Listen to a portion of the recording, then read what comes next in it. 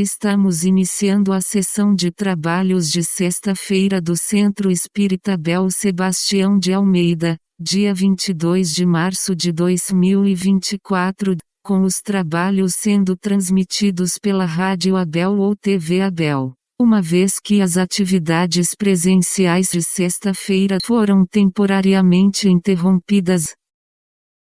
Do livro Pão Nosso, ditado pelo Espírito de Emmanuel, psicografado por Francisco Cândido Xavier. Lição 82. Em espírito. Mas se pelo espírito mortificardes as obras da carne, vivereis. Paulo, em Romanos capítulo 8, versículo 13. Quem vive seguindo as leis sublimes do espírito, respira em esfera diferente do próprio campo material em que ainda pousa os pés. Avançada compreensão assinala-lhe a posição íntima.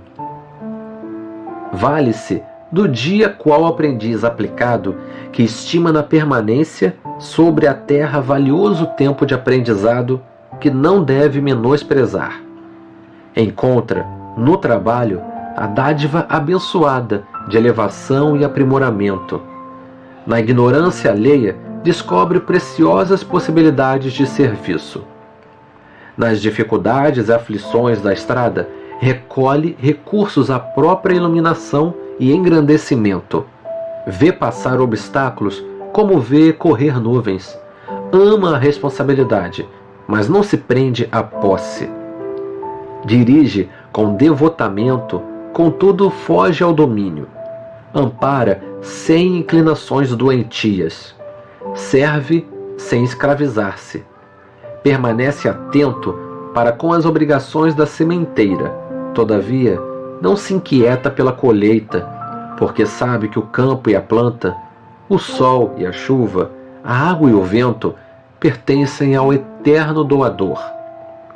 Usufrutário dos bens divinos, onde quer que se encontre, carrega consigo mesmo, na consciência e no coração, os próprios tesouros. Bem-aventurado o homem que segue vida afora em espírito. Para ele, a morte aflitiva não é mais que alvorada de novo dia, sublime transformação e alegre despertar. Olá, amigos frequentadores da Casa de Abel Sebastião de Almeida e todos aqueles que nos acompanham através da rádio e da TV Abel. Dando continuidade ao estudo do Livro dos Espíritos, hoje nós vamos examinar as questões 711 a 714. Elas estão na parte terceira das leis morais, no capítulo 5, da lei de conservação. E o item é gozo dos bens terrenos. Bom, então o nosso estudo de hoje, ele tem esses questionamentos. O uso dos bens da terra é um direito de todos os homens? Por que Deus pôs atrativos no gozo desses bens? Qual a finalidade da tentação que sentimos pelo gozo destes bens?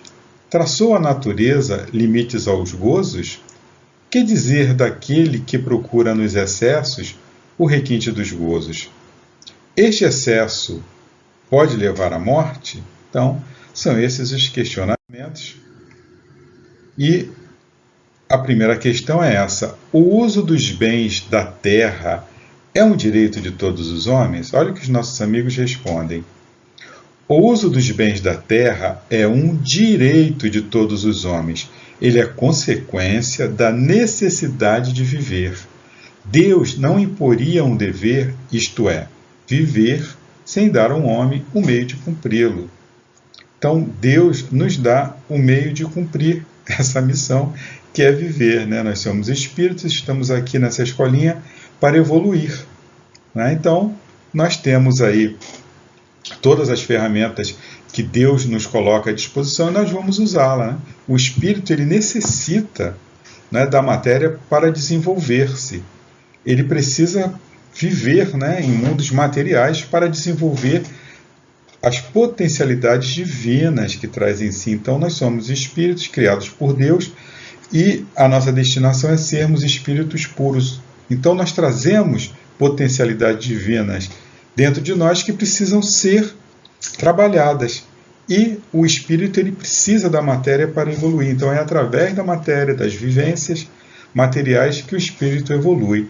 E Deus nos coloca aí à disposição todas essas possibilidades, não é, materiais, justamente para estimular a nossa inteligência e o nosso desenvolvimento moral. Questão 712. Com que fim pôs Deus atrativos no gozo dos bens materiais?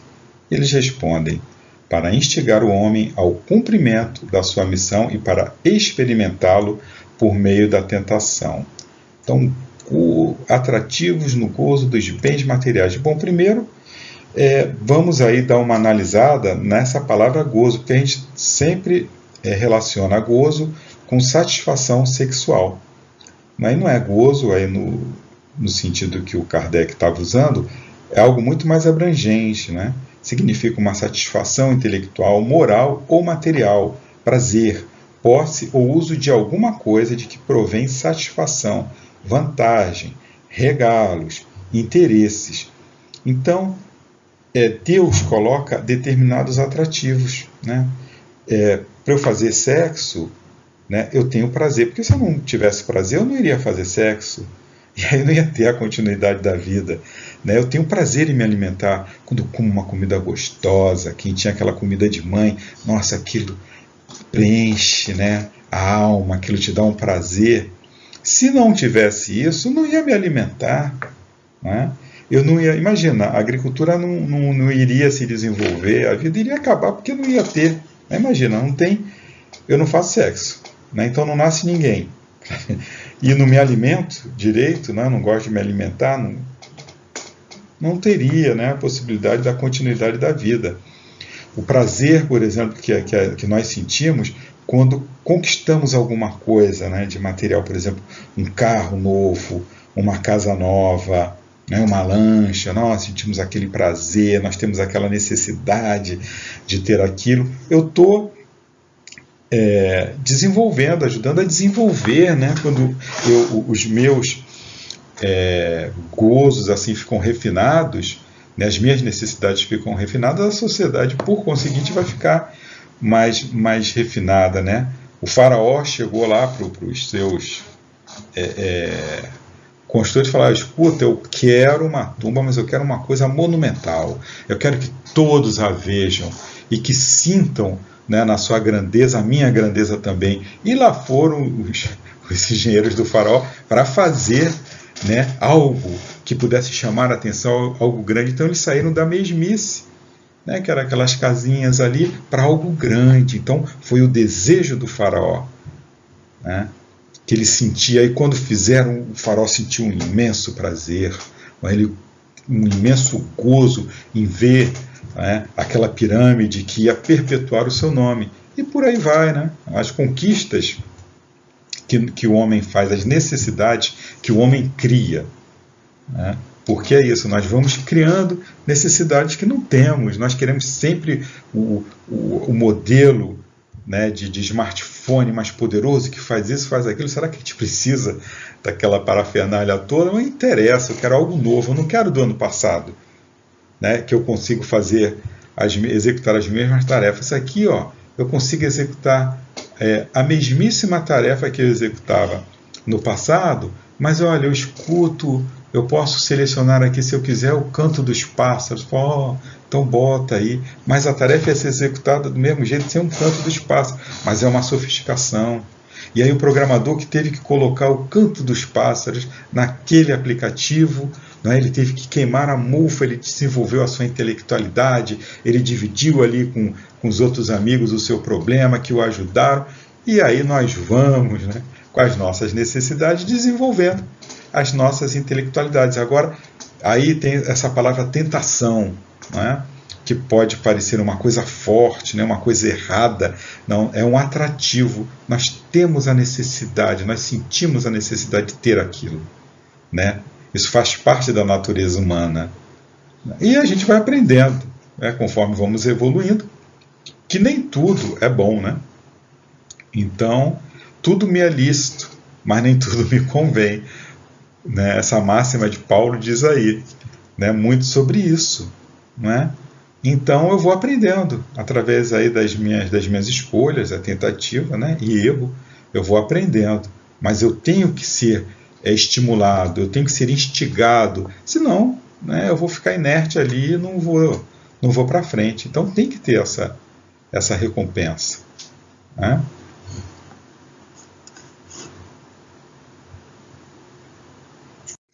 Seguinte, é um desdobramento da 712.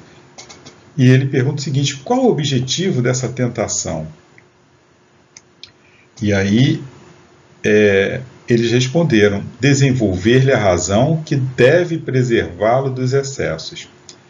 Se o homem só fosse instigado a usar dos bens terrenos pela utilidade que tem, perdão, sua indiferença houvera talvez comprometido a harmonia do universo.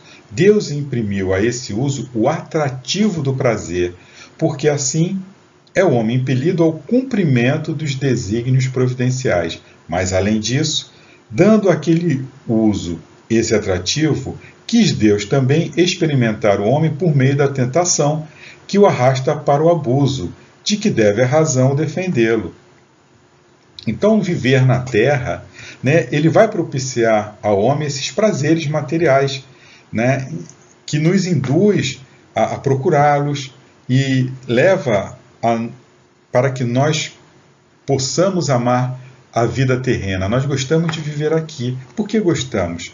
Porque sentimos prazer, porque se não sentíssemos, ninguém queria ficar encarnado. Né? Condição, nós temos que amar a vida, né? Que é uma condição necessária para que nós queiramos permanecer aqui, para que nós possamos progredir e concorrer para o progresso desse mundo, né? Dessa escolinha que está aí nos acolhendo. Enquanto nós não desenvolvemos a espiritualidade e o senso moral, que vai nos levar, né, a perceber o que é útil e necessário como seres espirituais, nós vamos valorizar aí na Terra somente os prazeres materiais. Então nós temos essa tentação, né, de querermos cada vez mais. Né? Mas aí a razão, porque todo efeito tem uma causa. Né? Então, e toda causa tem um efeito. Se eu exagero, né, nessa posse, no prazer, eu vou ter o quê? Eu vou ter um abuso. E vou ter as consequências que irão advir desse abuso. Então eu vou desenvolvendo a minha razão, né, o meu intelecto. Falei, opa, eu exagerei naquilo ali, eu comi demais, eu bebi demais. E imediatamente eu sinto, né, os efeitos. Então estou desenvolvendo a minha racionalidade, por conseguinte o meu senso moral. Questão seguinte, 713. Traçou a natureza limites aos gozos? Será que a própria natureza ela nos dá esse limite? Os nossos amigos respondem: traçou, para vos indicar o limite do necessário, mas, pelos vossos excessos, chegais à saciedade e vos punis a vós mesmos. Né? Então, pelo prazer que nós sentimos aí pelos bens terrenos, nós somos, né, eu senti prazer, então eu quero sentir cada vez mais prazer. E nós somos levados ao abuso, aos excessos. E o que acontece? É com a razão que eu adquiro com a moralidade, na análise dos efeitos desses excessos, da utilidade dos bens e dos limites do prazer, é que eu vou aprendendo. Né? Isso é um aprendizado, é uma escola. Eu vou aprendendo o uso correto que eu faço, né, dos bens, dos gozos em meu próprio benefício. A própria vida, né, a própria natureza, ela tem o seu mecanismo de reajuste. Por exemplo, quando comemos, né, Deus não precisa nos castigar, né, pelo pecado da gula, né? Você comeu demais, aí eu vou castigá-lo. Não, ele não precisa fazer isso. A própria lei, né, se encarrega disso, a própria vida, a própria natureza. O nosso organismo ele vai sentir os excessos, né? e os efeitos também. E nos oferece o quê? Se eu como muito, a indigestão, mal-estar, né? Isso a curto prazo. A longo prazo eu vou ter as doenças derivadas desses exageros, diabetes, doenças aí coronarianas, esteatose hepática e tudo que venha a ser decorrente, né, dessa ingestão de comida, de bebida, enfim, todos os excessos, né, que eu cometo, que eu pratico, ele vai sempre ter, não é um resultado, e vai ser sempre um resultado negativo, porque nós temos que estar em equilíbrio, comermos o necessário, né? É errado sentir prazer em comer? Não, de forma alguma. É uma consequência, né? Então vamos comer com prazer, mas opa, eu não posso exagerar, eu preciso, né, manter a minha saúde, eu preciso manter o meu equilíbrio, né? E por aí vai. Exercício, por exemplo, é excelente, mas o excesso, né, de exercício prejudica, não é, a nossa estrutura muscular, a nossa estrutura óssea, então tudo tem que ter o seu limite. Continuando.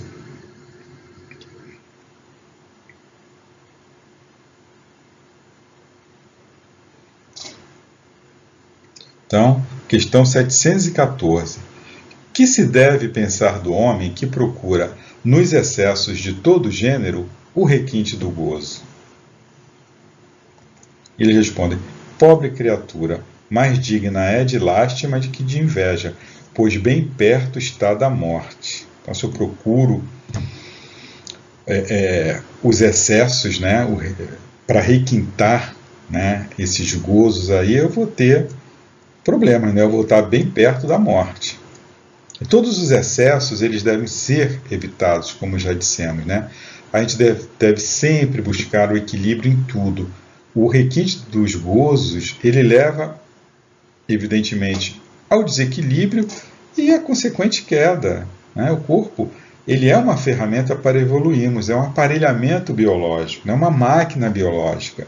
E como toda máquina precisa de cuidados, né, de manutenção, inclusive, para que possamos atingir o que foi planejado, o nosso planejamento reencarnatório.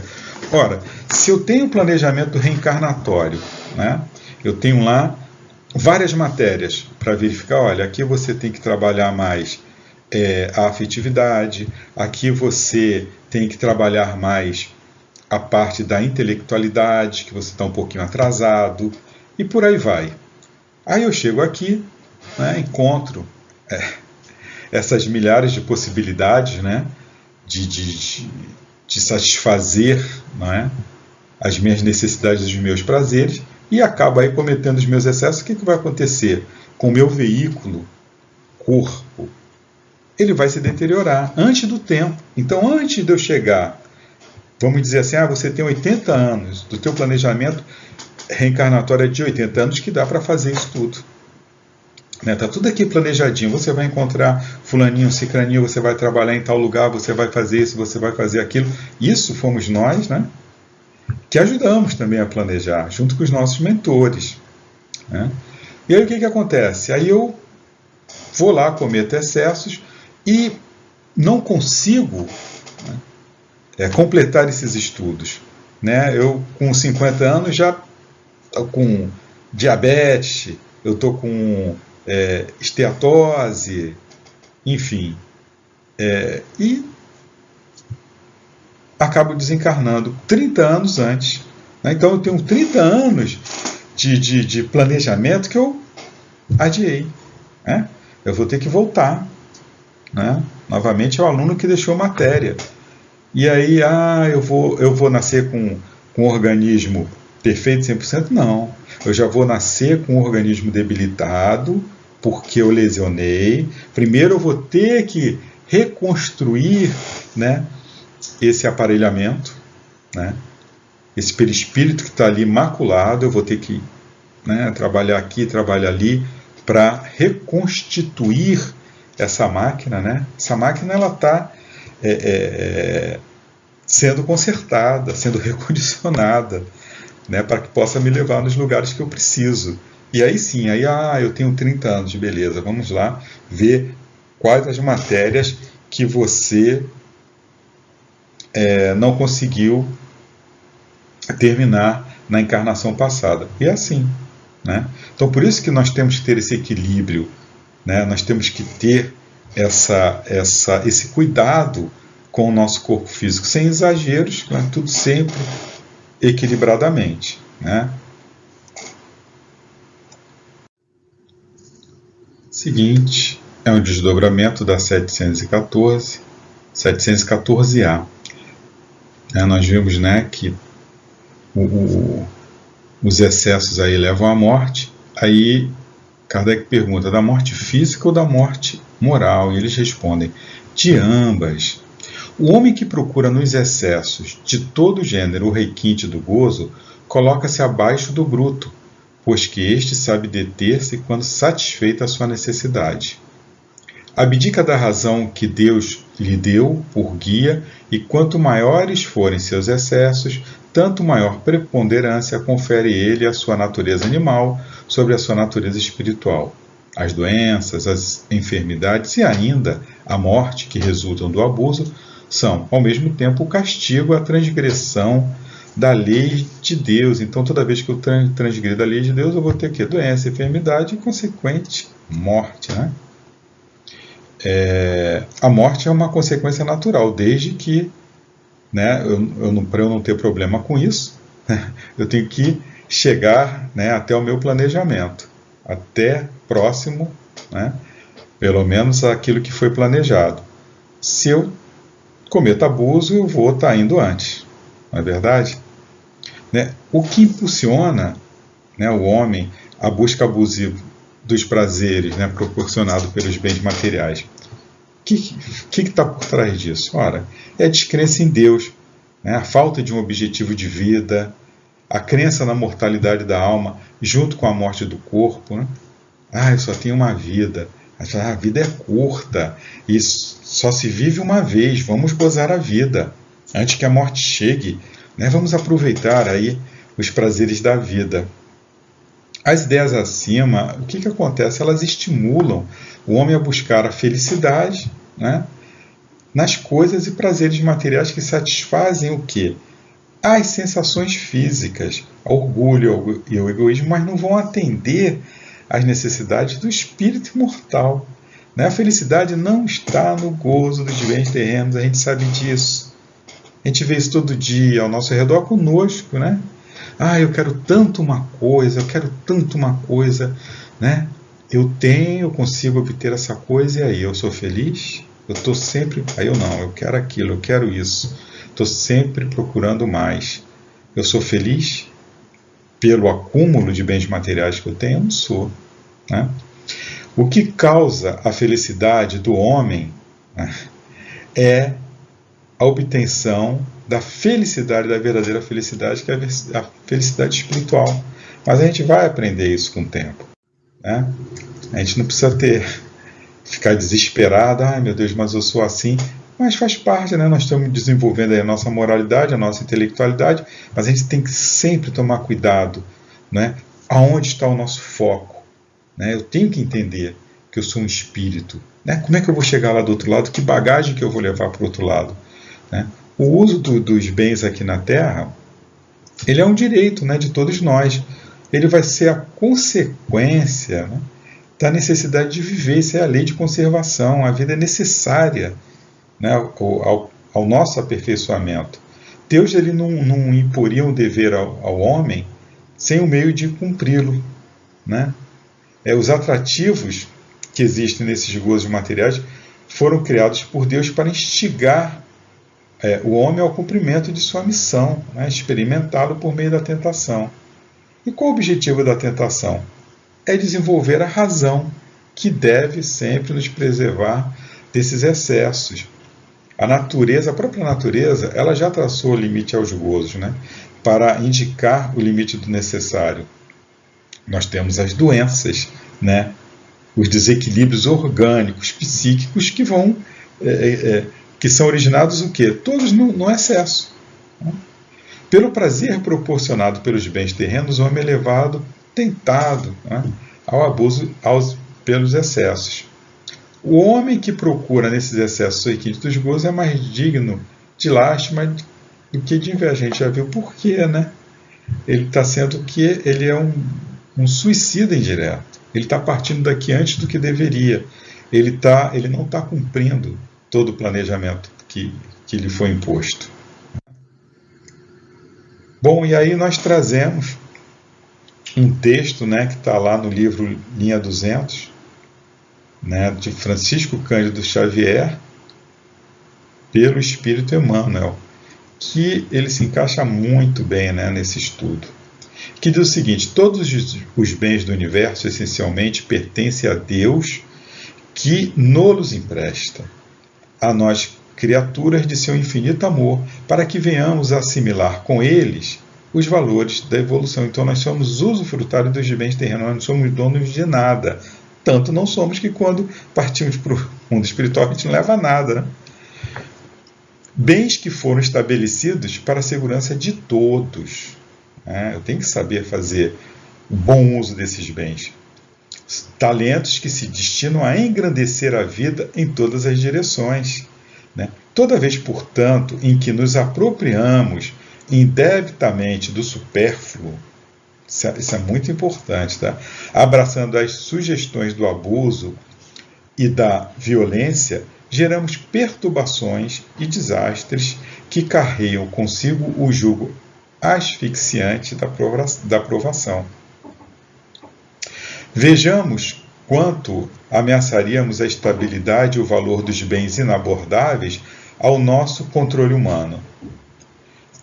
Essa análise é super interessante. Vamos imaginar, né? Se o ar puro fosse submetido ao racionamento, se nós tivéssemos poder sobre o ar puro, né?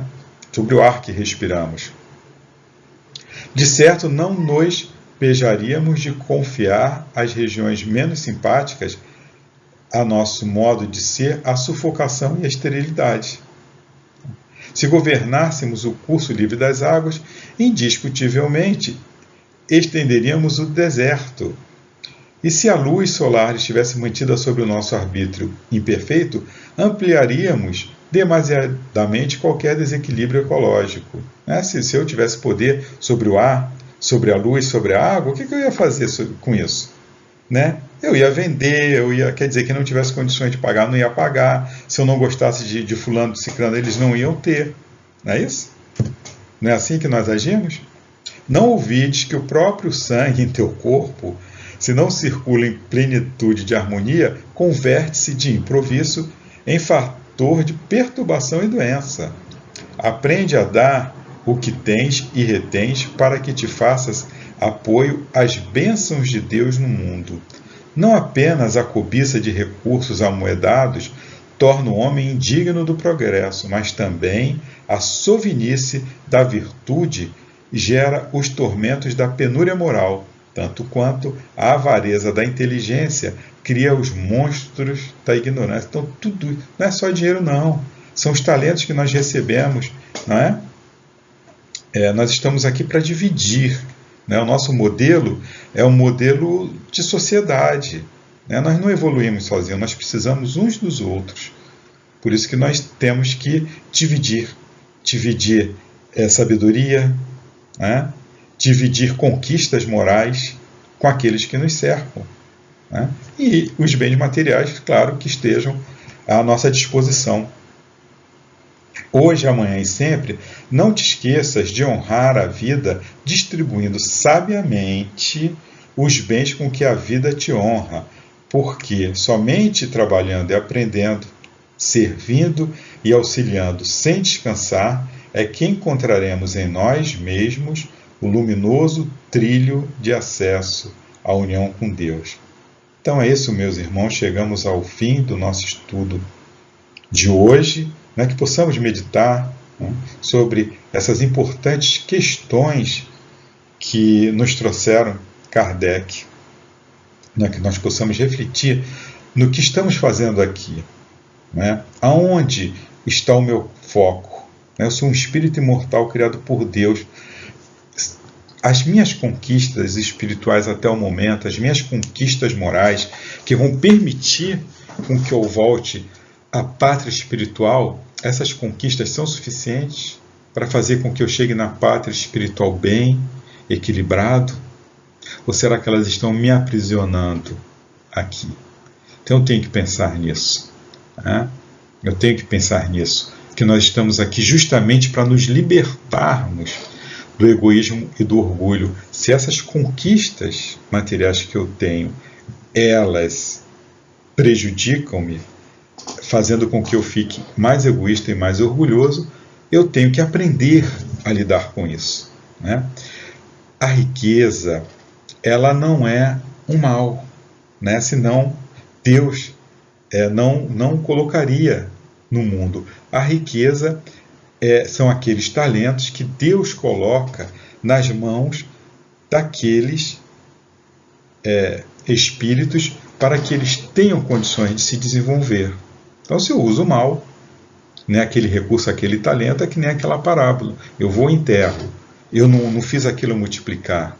Eu tenho que fazer os bens, os dons que me chegam, os talentos que me chegam, sejam eles materiais, intelectuais, morais, eu tenho que distribuir. Né? Eu tenho que fazer com que aquele grupo que eu consigo atingir, eles recebam isso. Eu sou um agente, né, divino. Todos nós somos, né? Nós somos colaboradores de Deus na sua grande obra e nós estamos aqui para isso.